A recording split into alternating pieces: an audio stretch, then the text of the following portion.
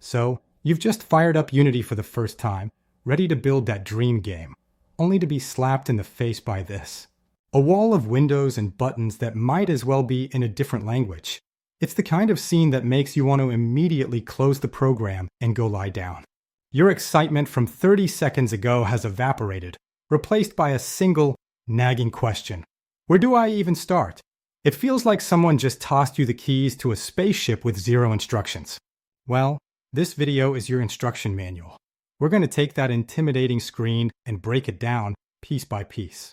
In just a few minutes, you'll know exactly what the scene, hierarchy, inspector, and project windows are all about. By the end of this, that spaceship cockpit is going to feel more like your own personal workshop, a place where you're in complete control. Before we dive into the editor itself, our adventure starts in the Unity Hub. The Hub is basically your command center for all things Unity.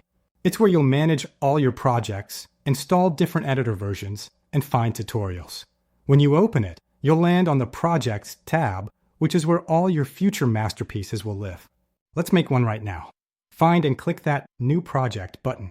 You'll see a list of templates, 2D, 3D, VR, you name it. These are just starting points with some helpful presets. For this tour, let's just stick with the standard 3D template. Give your project a cool name, or just My First Project. That works too. Tell it where to save, and hit Create Project. Unity will take a moment to think, build everything, and then the editor will pop open. This is that moment for most beginners. But don't you worry, we're about to make it all make sense. Alright, welcome to the Unity editor. It looks like a lot, I know, but the default layout is actually laid out pretty cleverly. It's all built around 5 main windows that are constantly talking to each other. The scene view, the game view, the hierarchy, the project window, and the inspector. Let's tackle them one by one. First up, that giant window right in the middle of your screen, the scene view. The scene view is your 3D workshop. It's your digital sandbox. This is where you'll build your levels, place your characters, and arrange every single element of your game. Think of yourself as a director on a film set. This is your behind-the-scenes playground. Getting around is easy. Just right-click and hold your mouse to look around. While you're holding that right button down, use the WASD keys to fly through the scene like you would in a first-person game. Want to slide the view side to side? Hold down the middle mouse button and drag. And to zoom, just use the scroll wheel. Seriously, take a second and just fly around the empty void. Getting comfy with navigation is half the battle. In the top left corner of the scene view, you'll spot a little toolbar. These are your main tools for messing with objects. The hand, move, rotate, and scale, and rect tools. They're grayed out right now because our scene is completely empty, which is kind of boring. To really see how this all works, we need something to work with. Now, glance over to the left. That's the hierarchy window. The hierarchy is simply a text list of every single thing, every game object that exists in your current scene. Right now, you should already see 2 things, a main camera and a directional light. The camera is what the player sees, and the light is, well, what keeps the lights on. Let's add something of our own. This will be our anchor that connects all these ideas. In the hierarchy window, right-click, go to 3D Object, and choose Cube. Boom. 2 things just happened. A white cube popped into existence in your scene view, and the word cube appeared in your hierarchy list. This is the first big aha moment. The hierarchy is a list of what's in your scene, and the scene view is what it all looks like. Select the cube in the hierarchy, and it gets highlighted in the scene. Delete it from the hierarchy, and it's gone from the scene. They're just 2 different ways of looking at the same stuff. Okay, keep that new cube selected, and now turn your eyes to the right side of the screen. This window is the inspector, and it is arguably the most important window in all of Unity. The inspector shows you every last detail, setting, and component of whatever you have selected.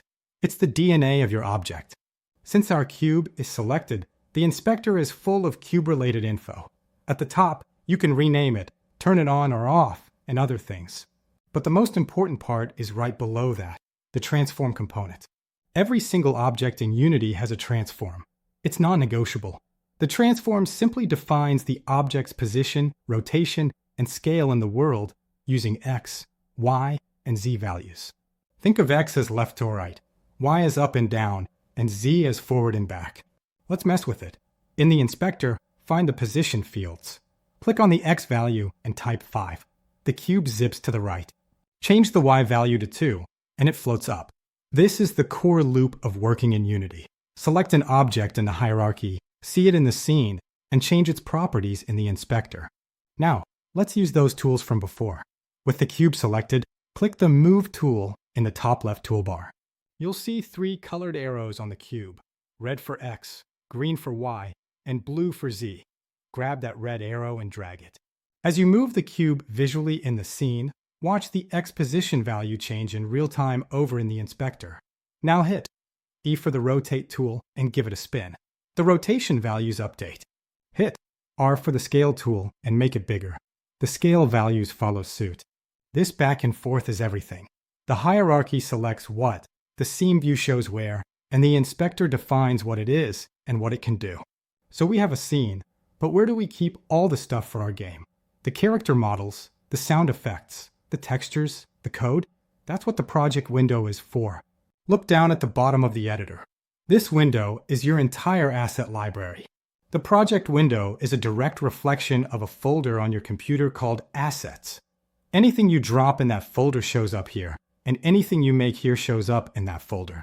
This is where you organize everything that isn't actively placed in a scene. And trust me on this, keeping it organized is a lifesaver. Do your future self a favor and start making folders. Right-click in the project window and go to Create Folder. Name one Materials, another Scripts, and a third Prefabs. This habit will save you from monumental headaches down the road. To see it in action, let's make a material.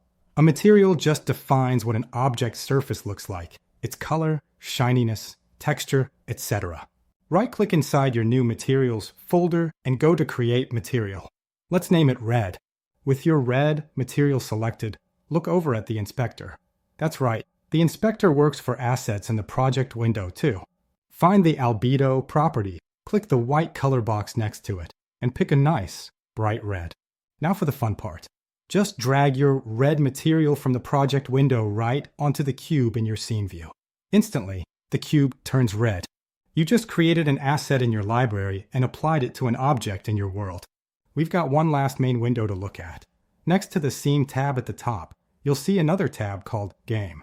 Click it. This is the game view. Its job is simple but critical. It shows you exactly what the player sees when they're playing your game. It's the live feed from that main camera object we saw in the hierarchy. If the scene view is your messy, behind-the-scenes workshop, the game view is the polished, final product you show to the world. You can't fly around in here. You're locked into the camera's perspective. You can probably see your red cube, but the angle might be a little weird. Let's fix that. Click back over to the Scene View tab. In your hierarchy, select the main camera. Now, using the Move and Rotate tools, position the camera in the scene to get a better shot of your cube. You can either use the little Camera Preview window that pops up or just flip back and forth to the Game View tab to check your framing. To see it all come together, find the play buttons at the top center of the editor. Click the big play button. The editor now enters play mode. The game view takes over, and your game is officially running. Nothing's happening, of course, because we haven't told it to do anything yet. But this is the fundamental workflow. You build something in the scene, manage your files in the project window, tweak settings in the inspector, and then hit play to test it out in the game view. To exit play mode, just click the play button again. And that's it. The 5 core windows of the Unity editor officially demystified. We've taken that screen of pure chaos and turned it into a powerful, organized workspace. Let's do a lightning recap. The project window is your library of assets. The hierarchy is the list of objects in your scene. The scene view is where you build that scene. The inspector is where you edit the details of anything you select. And the game view is what the player actually sees. You've just taken the single most important step in your game dev journey.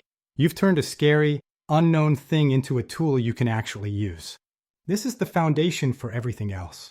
If this guide helped you finally have that aha moment with Unity, maybe consider hitting that subscribe button. We're going to be diving way deeper in future videos, covering everything from C# scripting to game physics. The journey is just getting started, and I'd love to have you along for the ride. Your mission now is to just play around, make more shapes, Create new materials with different colors. Go wild with the transform values in the inspector. The more you use these windows together, the more it'll all become second nature. Thanks for watching, and I'll see you in the next one.